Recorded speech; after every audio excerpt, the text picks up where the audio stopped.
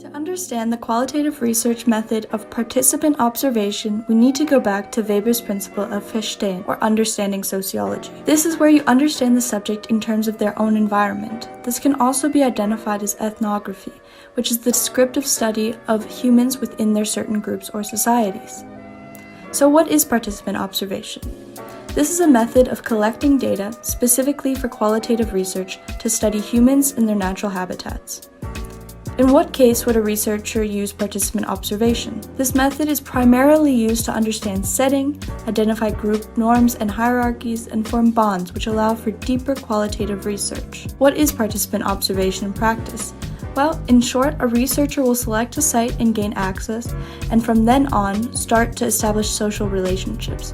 All the while, they will be listening, watching, and taking notes. What role does the researcher play? There are four main options: complete observer, complete participant, observer as participant, or participant as observer.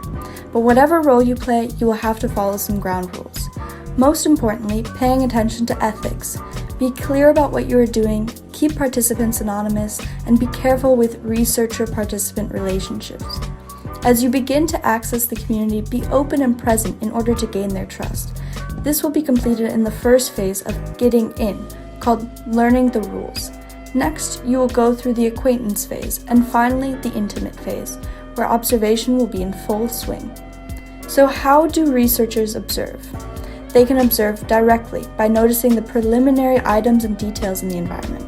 There's also focused observation, which is conducted through interviews and conversations, and additionally, selective observation, where the researcher selects one main activity of the group to observe. And before I go, here are some tips for collecting data and taking field notes. First and foremost, pay attention to detail.